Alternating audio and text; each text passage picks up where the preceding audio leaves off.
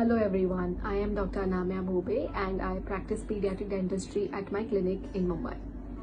The month of May is supposed to be the month of mouth breathing awareness, and hence I thought I should address that topic.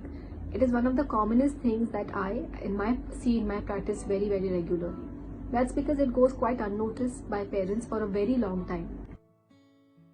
We as human beings are supposed to be natural nasal breathers. We only become mouth breathers when we have a deviation in the nasal septum or due to polyps, which are small growths, small swellings inside the nostrils.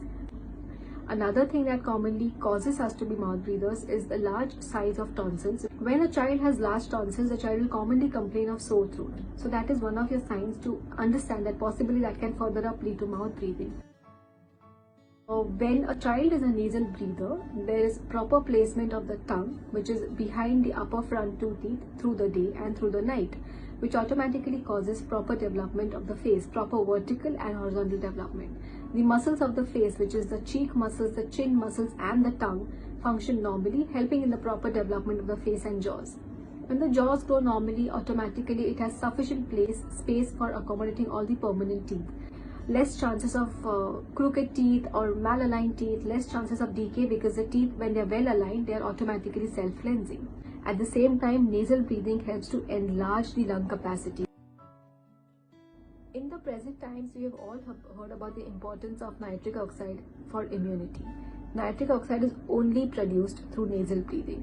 Nitric oxide is an antibacterial, antiviral, anti-inflammatory. It is a part of the innate or the body immunity.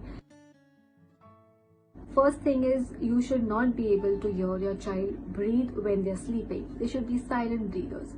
The child should not be snoring when they are sleeping. Another thing is, you should look out for a snort in a cry when they are throwing a tantrum or crying for a long time. In a mouth breathing child, it becomes difficult for them to breathe and cry. So they gasp for air and they have a snort. A child will commonly show symptoms of cold, stuffy nose. So when a child wakes up in the morning, the child may be cranky and irritable because of disturbed sleep. Will be clenching through the night, that you can hear the child clench. So that can be a sign that a child is a mouth breather. When a child is a mouth breather, the mouth remains open for a really long time. So the saliva in the mouth dries up. Saliva is self-cleansing, contains enzymes which are healthy for the teeth. But when your mouth dries up, automatically there is a lot of plaque accumulation, which causes extreme amount of speeding up of the tooth to get decay. Also, it is one of the constituents to give your child a bad odor. So in spite of taking all the care of dental hygiene, if you have these complaints, that can be a sign that a child possibly is a mouth breather.